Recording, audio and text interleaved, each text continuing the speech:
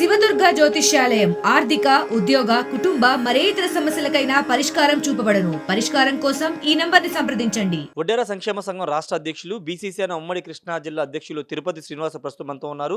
ఉమ్మడి కృష్ణా జిల్లాలో అవనిగడ్డ నియోజకవర్గానికి సంబంధించి అక్కడ బహుజనులకి సీటు కేటాయించాలనే పెద్ద ఎత్తున డిమాండ్ వినబడుతున్న నేపథ్యంలో ఆయనతో మాట్లాడదాం. రాబోయే ఎన్నికలకు సంబంధించినటువంటి అంశాలు కూడా మాట్లాడదాం. సార్ నమస్తే సార్. సార్ మీరు గత 15 సంవత్సరాలుగా అనేక సామాజిక కార్యక్రమాలతో సేవా కార్యక్రమాలు చేస్తున్నారు. అసలు ఎందుకు ఈ సేవా కార్యక్రమాలు చేస్తున్నారు 15 సంవత్సరాలుగా? కారణం ఏంటి? గత 15 సంవత్సరాల నుంచి సేవా కార్యక్రమాలు చేసుకురావడానికి బలమైన కారణం ఒకటి ఉందండి. నేను అత్యంత కూలీ చేసుకుంటూ ఈ స్థాయికి ఇవాళ వచ్చాను అంటే అది ఒక కృషి, ఒక దేవుడి దయ వల్లే రావడం జరిగింది. మనం సంపాదించిందంటూ ఎంతో కొంత ప్రజలకి చేయూతని అందిద్దామనే ఉద్దేశంతోనే సేవా కార్యక్రమాలు చేయడం మొదలెట్టాను. ఆ సేవలో నాకు చాలా తృప్తి అనిపించింది. అట్లాగే 15 సంవత్సరాల నుంచి కూడా గతంగా ప్రతి సమస్యని ఎదుర్కొంటూ ప్రతి అవసరాన్ని తీర్చుకుంటూ ప్రజలకి ఒక కరోనా టైమే కానీ, ఒక అనేకమైన సేవా కార్యక్రమాల్లో కానీ, విద్యా వైద్య రంగాల్లో కూడా నా చేయూతను అందిస్తూ వాళ్ళకి చలివేంద్రాలు వేసవికాలంలో కూడా చలివేంద్రాలు ఏర్పాటు, అనేకమైన హాస్పిటల్స్కి కావాల్సిన సౌకర్యాలు, తర్వాత పుష్కరాల టైంలో పోలీసు వారికి వ్యవస్థకి కావాల్సిన సౌకర్యాలు, అట్లాగే మా గ్రామంలో సీసీ కెమెరాలు కావాలని కోరుకుంటే దానికి కూడా నా వంతు సహాయం ఉండేది. అట్లాగే నేను సమాజ సేవలో గత 15 సంవత్సరాల నుంచి కూడా నేను చేసుకుంటూ వస్తున్నాను. అది నాకు తృప్తి అనిపించింది. అట్లాగే అలాగే ఆ ఆలోచనలోనే నేను ఆ సేవా కార్యక్రమాలు చేయడం జరుగుతూ ఉందండి. అంటే సార్ మీరు సామాజిక కార్యక్రమాలు, సేవా కార్యక్రమాలు చేస్తున్నారు.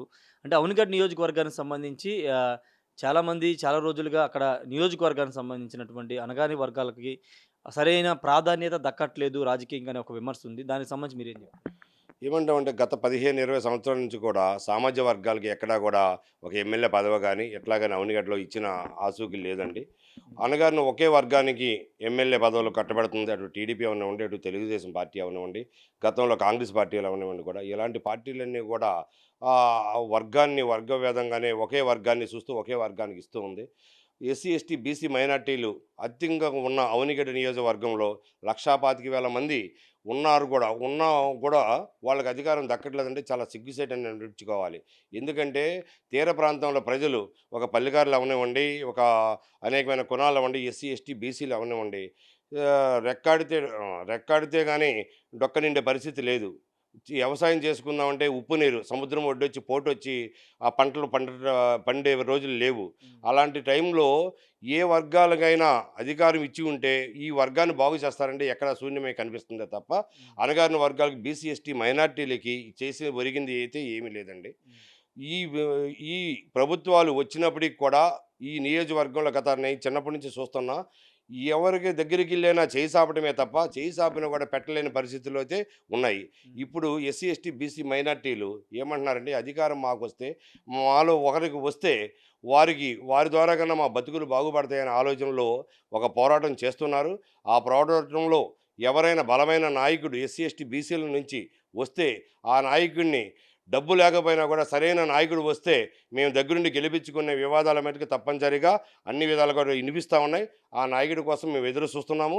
అలాంటి నాయకుడిని ఎస్సీ, ఎస్టీ, బీసీ మైనార్టీలో ఎవరైనా సరే సేవ చేసే గుణమే తప్ప సాయం చేసే గుణమున్నా తప్పగా డబ్బులున్నా లేకపోయినా ఆ వ్యక్తి ముందుకొస్తే కనుక అన్ని వర్గాలు కలిపి అతన్ని గెలిపించుకొని వాళ్ళ బాధలు వాళ్ళ కష్టాలు తీర్చాలనే ఆలోచనలోనే వాళ్ళు ఆ నాయకత్వాన్ని ఎదురు చూస్తూ ఉన్నారండి. అంటే మీరు అనేక సేవా కార్యక్రమాల ద్వారా ప్రజలకు వెళ్తున్నారు. బీసీ, ఎస్టీ, ఎస్సీలు వెనకబడిన వర్గాల వారికి అండగా నిలుస్తున్నారు.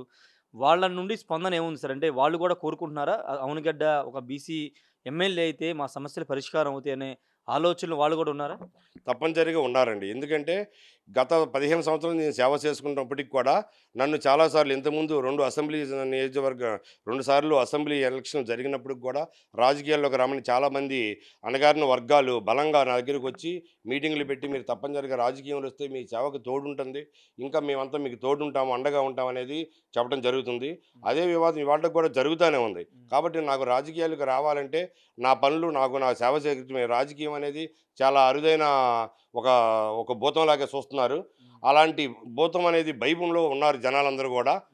కాబట్టి నేనేమంటానంటే అణగారిన వర్గాలు ఎప్పుడు ఎదురు చూడటమే తప్ప వాళ్ళు ఒక నాయకత్వాన్ని నిలబెట్టి ఆ నాయకుడి ద్వారా వాళ్ళ బతుకులు బాగుపడిందనే ఆలోచన ఎక్కడా కనిపించట్లేదు.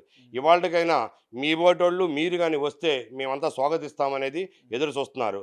మాలో ఎస్సీ, ఎస్టీ, బీసీ మైనార్టీలలో ఎవరైతే నాయకత్వం వహించి ముందుకు వస్తారో వారిని బలపరుచుకొని వారిని గెలిపించుకునే బాధ్యత నియోజకవర్గం ప్రజల మీద ఉంది. వారికి తోడు అండదండలుగా మాబోటి సేవ చేసే చేసే వాళ్ళ ముందుండి వారిని గెలిపించుకునే బాధ్యత తప్పనిసరిగా తీసుకుంటాం. అలా నాయకుడి కోసం గ్రామ కమిటీలు జరుగుతూ ఉన్నాయి, బూత్ కమిటీలు జరుగుతూ ఉన్నాయి. బలమైన నాయకుడు దొరికితే కనుక వారికి అండదండలు ఉండి వారిని గెలిపించుకుంటామనే విధానం అన్ని వర్గాలలో కూడా బీసీ, ఎస్టీ, మైనార్టీ వర్గాల్లో కూడా ఉంది. మేము ఏదైతే బలంగా కాపు సామాజిక వర్గానికి కానీ ఆ సీట్లు ఇస్తున్నారనే ఆలోచన ఉన్నప్పటికీ వారంటే మాకు ఎదురెత్తం ఏమీ లేదండి. మాకు కూడా అధికారం కావాలని మేము అడుగుతున్నాం. మేము పల్లకి మోసినంత కాలం మోసాము, మాకు చాలు, మా కాళ్ళు అలసిపోయినాయి. కాబట్టి మాకు కూడా పల్లకెక్కే ఛాన్స్ మీరంతా ఇవ్వాలని అందరిని వేడుకుంటూ ఈ అణగారిన వర్గాల్లో రాజకీయ భవిష్యత్తుని మాకు కావాలనే వేదంతో ఆలోచనలతో మేమంతా ఒకచాట కూడి మీటింగ్లు ఏర్పాటు చేసుకొని ఖచ్చితంగా ఈ అవనగడ్డ నియోజకవర్గంలో ఎస్సీ, ఎస్టీ, బీసీ మైనార్టీల తరఫున ఒక నాయకుడిని, బలమైన నాయకుడిని ఎన్నుకొని అతన్ని గెలిపించుకున్నామనే ఆలోచనలో కుల వర్గాలు కానీ అన్నీ కూడా ఏకమయ్యి అన్ని వర్గాలు ఏకమయ్యి ప్రతి గ్రామంలోని కమిటీలు జరుగుతూ ఉన్నాయి. త్వరలో నా నాయకత్వాన్ని బయటికి తీసుకొస్తాము. ఏ పార్టీ అయినా మమ్మల్ని గుర్తించి ఇప్పటికైనా పోయిందేం లేదు. ఏ పార్టీ అయితే ఇచ్చి ఆ పార్టీలో ఆ బలమైన నాయకుడు బీసీ, ఎస్సీ వర్గాల నాయకుడిని తప్పనిసరిగా మేము గెలిపించుకొని తీరుతాము అని ప్రజలు కోరతుండడం జరుగుతూ ఉంది. ఒకవేళ పక్షంలో ఏ పార్టీ కూడా సీట్ ఇవ్వని పక్షంలో ఇండిపెండెంట్గానే వేసి ఆ మంచి క్యాండిడేట్ని తప్పనిసరిగా గెలిపించుకుంటామనే ఆలోచనలో అన్ని వర్గాలు బలపరుస్తున్నాయని చెప్పగలచ్చు మనం. సార్ ఒకటి బీసీ వర్గాలకు సంబంధించి మీరు ఆల్రెడీ ప్రజల్లోకి వెళ్ళారు. అక్కడ ఒకవేళ మిమ్మల్ని వాళ్ళు ఎన్నుకుని మిమ్మల్ని పోటీ చేయమని వాళ్ళు ఏదైనా రాజకీయ పార్టీ నుంచి మిమ్మల్ని పోటీ చేయమంటే మీరు రాజకీయాల్లోకి రావడానికి ఆసక్తిగా ఉన్నారా? ప్రజలు కోరితే బీసీ, ఎస్టీ, ఎస్సీ మైనార్టీ వర్గాలు కోరితే మీరు పోటీ చేయడానికి సిద్ధంగా ఉన్నారా? చూద్దామండి. ఇంకా చాలామంది నాయకులు ఉన్నారు. ఒక వర్గంలోనే కాదు, ఎస్సీ, ఎస్టీ, బీసీ మైనార్టీలు అంటే 139 కులాలు ఉన్నాయి. ఆ కులంలో ఎవరైనా బలమైన నాయకులు కనుక వచ్చి మేము ఉంటాము, మాకు సపోర్ట్ చేయండి అంటే తప్పనిసరిగా మాలాంటి సేవ చేసేవాళ్ళు కానీ ప్రజలే కానీ అందరూ కూడా ఆదరిస్తారు. వారి కోసం ఎదురు చూస్తున్నారు. నిజంగా బలమైన నాయకుడు ఎవరు ముందుకు రాలేని పక్షంలో నన్నే కనుక ఉండమంటే ప్రజల కోసం నేను త్యాగం చేయడానికి, రాజకీయాల్లో రావడానికైనా నేను సిద్ధంగా ఉన్నానని మరొకసారి కమిటీలన్నీ కూడా బలపరిచి వాళ్ళు నిజంగా వాళ్ళ బతుకులు బాగుపడితే తీర ప్రాంత ప్రజల నుంచి ఒక నాయకుడు పుట్టితే మంచిదనే ఉద్దేశంతో ఆ వర్గాలు నన్నుగా కోరితే నేను రావడానికైనా నేను సిద్ధంగా ఉన్నాను. అంటే రాజకీయాల్లో ఇప్పుడు మీరు రాజకీయాల్లో రాకోకుండా సేవ చేస్తున్నారు. ఇప్పుడు ఒకవేళ రాజకీయాల్లోకి వస్తే నిజంగా సేవ చేయడానికి ఎక్కువ ఆస్కారం ఉంటుంది అనుకుంటున్నారా?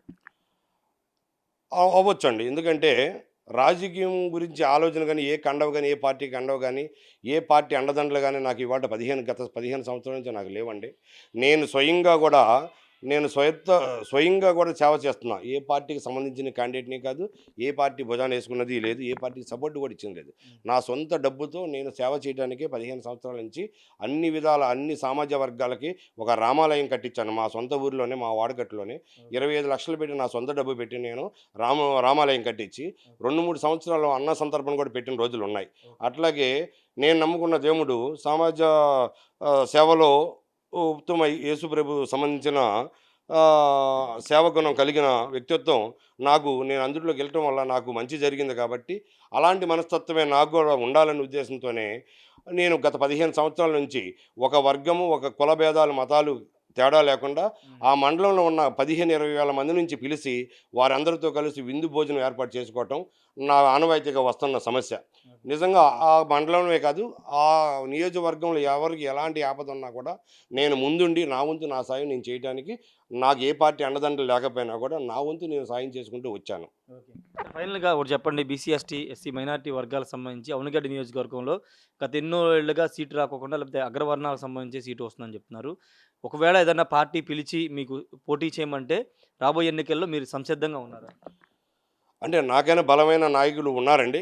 వారెవరికి ముందుకు రాకపోతే నిజంగా అనారోగ్య వర్గాలకి ఒక నాయకత్వం వచ్చి వాళ్ళకి నిజంగా ఆ వర్గాలకి నాయకత్వం జరిగిద్ది అనుకుంటే దానికి సమర్థుడైన నాయకుడు దొరికేంతవరకు ఎదుగుతాము. దొరకని పక్షంలో ఆ నాయకత్వం నాకే అప్పచెప్పి నా బాధ్యత నా భుజాల మీద పెట్టేదక్కది అది నేను మొయ్యడానికి ప్రజల కోసము వాళ్ళకి న్యాయం జరగడం కోసము నేను సిద్ధంగా ఏ రాజకీయ పార్టీకైనా రావడానికైనా సిద్ధమే. ఎందుకంటే రాజకీయ పార్టీ తోడుంటే మరింత జీవితాలు బాగుపడతాయి. ఒక రోడ్లు ఏమనివ్వండి, ఒక తీర ప్రాంత ప్రజలకి తుఫాను వస్తే అల్లాడే పరిస్థితి ఉంది ఇవాళ. తుఫాను మొబ్బు పట్టి వర్షం పడుతుందంటే బిక్కు జీవిస్తూ ఉన్నారు. వాళ్ళకి మన తలదాచుకుంటాకి ఇప్పుడు మన చిన్నప్పుడు చూశాను, తుఫాను భవనాలు కట్టి ఉన్నారని. ఇవాళ శిథిలం అయిపోయినాయి, దాన్ని పట్టించుకునే వాళ్ళు లేరు. ఎవరికన్నా ఆపద వచ్చిందంటే ఏ విజయవాడ పట్టణానికో మచిలీపట్నానికో వెళ్దామంటే రోడ్ల పరిస్థితి బాగోలేదు. ఏ హార్ట్ అటాక్ లాంటిది వచ్చిందనుకోండి, ఈ రోడ్లు వెళ్ళేదలికే తను చనిపోయే పరిస్థితి. రోడ్ల పరిస్థితి కూడా ఎలా ఉంది, ఈ నైట్ పూట తిరుగుతూ ఉండగా కూడా ఆ రోడ్ల మీద ప్రయాణం చేస్తూ ఉండు బండి పడిపోయి చనిపోయిన వాళ్ళు 2-3 ఉన్నారు. వీళ్ళందరినీ చూస్తుంటే చాలా బాధాకరంగా ఉంది. ఆ పరిస్థితుల వల్ల అలాంటి నిజమైన ఆ నాయకత్వం కోసం ఎదురు చూస్తున్నామండి. ఆ నాయకత్వం ఆ సామాజిక వర్గాలలో ఎవరన్నా ఉంటే వారికి అండదండలుగా ఉండి గెలిపించుకుంటాకి, మాలాంటి సామాజిక వర్గంలో సేవ చేసే వర్గాలన్నీ కలిపి ఆ బలమైన నాయకుని ఎన్నుకుంటాకి మేము సిద్ధంగా ఉన్నాము. అట్లాగా అలాంటి నాయకుడు ఎవరు ముందుకు రాని పక్షంలో ప్రజలు కోరుకుంటే నేను వచ్చాను ఆ సేవ చేయడానికని, ఆ రాజకీయము తోడు కలుపుకొని మరింత మెరుగైన సేవలు అందించే ఉద్దేశం ఉండదు. కాబట్టి రాజకీయం కూడా తోడుగా ఉంటే ఈ అణగారిన వర్గాల ప్రజలకి న్యాయం చేయొచ్చనే ఆలోచన కలిగి తప్పనిసరిగా రాజకీయాల్లోకి రావమంటే తప్పనిసరిగా నేనైనా భుజాల మీద పెట్టుకుని మోయటానికి సిద్ధంగా ఉన్నాను. Okay, okay, thank you sir. మొత్తంగా అంటే అవనిగడ్డ నియోజకవర్గంలో గత ఎన్నో సంవత్సరాలుగా బీసీ, ఎస్టీ, మైనార్టీలకి అన్యాయం జరుగుతుంది. అగ్రవర్ణాలకు సంబంధించిన వాళ్ళే అవనిగడ్డ నియోజకవర్గాన్ని పాలిస్తున్నారు. ప్రస్తుతం ఒక మంచి నాయకత్వం కోసం ఎదురు చూస్తున్నాం. ఒకవేళ నాయకత్వం దొరకని పక్షంలో ప్రజలు కోరితే, ప్రజలు బీసీ, ఎస్టీ, మైనార్టీలు కోరితే తాను ముందుకు రావడానికి సిద్ధంగా ఉన్నానని చెప్తున్నారు. గత ఎన్నో సంవత్సరాలుగా సేవా కార్యక్రమాలు చేస్తున్నారు. రాజకీయాలు తోడైతే ఆ సేవా కార్యక్రమాలు ఇంకా చేయడానికి అవకాశం ఉంటుందని తిరుపతి శ్రీనివాస్ చెప్తున్నారు. ప్రస్తుతం ఆయన సేవా కార్యక్రమాల్లో చాలా బిజీ గడుపుతున్నారు. ఈ నేపథ్యంలో రాబోయే ఎన్నికల్లో ఒకవేళ బీసీ వర్గాల నుండి ఏదైనా ఒత్తిడి వస్తే తనని ముందుకు వెళ్ళాలి, ముందుకు నడవాలని చెప్తే కనుక తాను ఎన్నికల్లోకి రావడానికి, రాజకీయాలు రావడానికి సిద్ధంగా ఉన్నానని రాష్ట్ర వడ్డేర సంఘం రాష్ట్ర అధ్యక్షులు తిరుపతి శ్రీనివాస్ చెప్తున్నారు. Camera person నానితో Rayesh RTV Vijayawada నుండి. మరిన్ని వీడియోస్ కోసం ఛానల్ ని సబ్స్క్రైబ్ చేయండి. లేటెస్ట్ అప్డేట్స్ కోసం వాట్సాప్ ఛానల్ ని ఫాలో చేయండి. అండ్ లింక్ డిస్క్రిప్షన్ లో ఉంది.